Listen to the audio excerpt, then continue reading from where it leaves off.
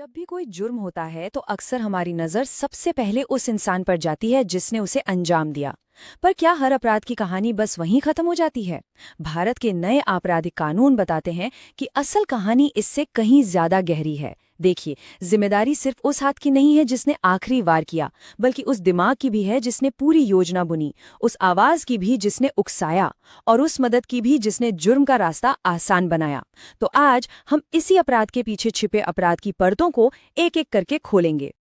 यही वो एक सवाल है जो हमें भारतीय न्याय संहिता के बिल्कुल मूल सिद्धांतों तक ले जाता है। क्या कानून की नजर में साजिश रचने वाला एक दिमाग और जुर्म करने वाला एक हाथ दोनों बराबर के गुनहगार हैं? चलिए इसी सवाल का जवाब ढूंढते हैं। किसी को जुर्म के लिए भड़काना, तैयार करना या फिर उसकी मदद करना, कानून की दुनिया में इसके लिए एक खास शब्द है, दुष्प्रेरण यानी अबेटमेंट। और ये सिर्फ एक बुरा ख्याल नहीं है, बल्कि अपने आप में एक गंभीर अपराध है। इससे पता चलता है कि कानून की नज़र में जिम्मेदारी कैसे बांटी जाती है। तो कानूनी तौर पर यह दुष्प्रेरण है क्या? भारतीय न्याय संहिता की धारा 45 इसे बहुत साफ तौर पर 3 हिस्सों में बांटती है। या तो किसी को उकसाना, या किसी के साथ मिलकर साजिश करना, या फिर जानबूझकर किसी भी तरह की मदद पहुंचाना। सबसे अहम बात यह है कि इनमें से कोई भी एक काम किसी को उस अपराध का हिस्सेदार बना सकता है, भले ही उसने खुद आखिरी कदम ना उठाया हो। चलिए इसे और भी आसान तरीके से समझते हैं। हम दुष्प्रेरण के 3 किरदार सोच सकते हैं। पहला है उकसाने वाला, जो किसी के मन में अपराध का बीज बोता है। दूसरा है योजना बनाने वाला, जो साजिश का हिस्सा बनता है। और तीसरा है मदद करने वाला, जो उस जुर्म को अंजाम देने में सीधे तौर पर मदद करता है।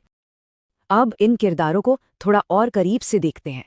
उकसाना मतलब किसी को एक्टिवली भड़काना, साजिश रचना मतलब उस पूरे प्लानिंग का हिस्सा बन जाना, और सहायता करना, इसका मतलब है जानबूझकर कोई भी मदद देना, जैसे भागने के लिए गाड़ी देना या हथियार मुहैया कराना। इन तीनों में एक चीज कॉमन है, इरादा।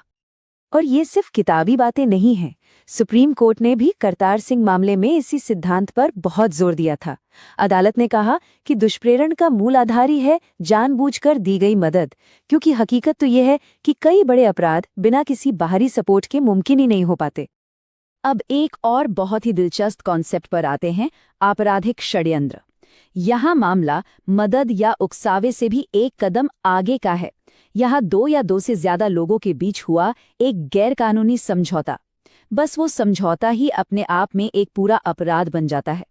भारतीय न्याय संहिता की धारा 61 कहती है कि जब 2 या ज्यादा लोग कुछ गैर कानूनी करने पर सहमत हो जाते हैं तो उसे आपराधिक षड्यंत्र कहते हैं। और सबसे चौंकाने वाली बात जानते हैं क्या है?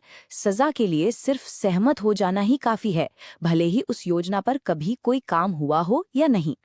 कानून की भाषा में इसे मन का मिलन या मीटिंग ऑफ माइंड्स कहा जाता है। सुप्रीम कोर्ट ने योगेश बनाम महाराष्ट्र राज्य जैसे कई मामलों में साफ कहा है कि ये साजिश का सबसे जरूरी हिस्सा है।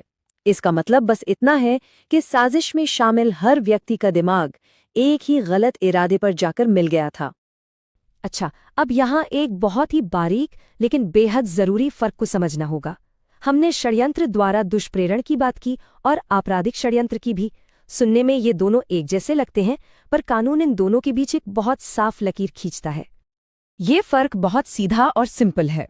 षड्यंत्र द्वारा दुष्प्रेरण में सजा तभी मिलेगी जब समझौते के बाद उस पर कोई एक्शन भी लिया गया हो। दूसरी तरफ आपराधिक षड्यंत्र में सजा के लिए सिर्फ वो गैरकानूनी समझौता कर लेना ही काफी है।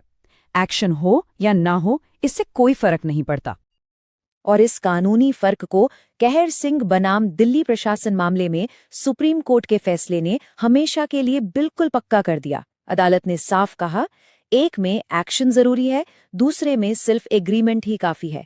ये फैसला इन दोनों अपराधों को समझने के लिए एक मील का पत्थर है। लेकिन सोचिए, बंद दरवाजों के पीछे रची गई साजिश को अदालत में साबित करना कितना मुश्किल होता होगा। इसीलिए स्टेट बनाम नलिनी मामले में अदालत ने कुछ सिद्धांत तय किए, जैसे साजिश का सीधा सबूत मिलना लगभग नामुमकिन है, इसलिए हालात और सबूतों के आधार पर भी समझौते का अंदाजा लगाया जा सकता है। ये उन गिने चुने मामलों में से है जहां सिर्फ इरादा भी सजा का हकदार बन सकता है। चलिए अब अपने आखिरी पड़ाव पर चलते हैं, प्रयत्न या अटेम्प्ट। उस हालत में क्या होता है जब कोई अपराध करने तो निकलता है लेकिन किसी वजह से उसे पूरा नहीं कर पाता? क्या कानून उस अधूरी कोशिश को नजरअंदाज कर देता है? जी नहीं, बिल्कुल नहीं। अमन कुमार मामले में तय हुए कानून के हिसाब से प्रयत्न के लिए दो चीजें चाहिए। पहला, अपराध करने का पक्का इरादा, और दूसरा, उस इरादे को हकीकत में बदलने के लिए कोई ठोस कदम उठाना, भले ही वो कोशिश नाकाम ही क्यों ना हो जाए। मतलब सिर्फ तैयारी से आगे बढ़कर एक्शन लेने की शुरुआत ही प्रयत्न है। और कानून ऐसी कोशिशों को बहुत गंभीरता से लेता है। मिसाल के तौर पर बीएनएस की धारा 62 के तहत अगर कोई ऐसे जुर्म की कोशिश करता है जिसकी सजा उम्र कैद है, तो उस कोशिश के लिए भी उसे 10 साल तक की जेल हो सकती है। तो इन सब का निचोड़ क्या है? बात यह है कि आपराधिक जिम्मेदारी किसी एक अकेले इंसान की नहीं बल्कि एक जाल की तरह होती है। कानून का हाथ सिर्फ आखिरी वार करने वाले तक ही नहीं पहुंचता, बल्कि उन सबको पकड़ता है जो उस अपराध की नींव का पत्थर बनते हैं, फिर चाहे वो उकसाने वाले हों, योजनाकार हों या फिर मददगार। और आखिर में ये पूरी चर्चा हमें एक बहुत गहरे सवाल पर लाकर छोड़ देती है। वो कौन सी महीन रेखा है जहां एक बुरा ख्याल या एक बंद कमरे की बातचीत एक आपराधिक योजना में तब्दील हो जाती है? कानून इस रेखा को कहां और कैसे खींचता है, ये न्याय प्रणाली के लिए हमेशा से एक बहुत बड़ी चुनौती रही है।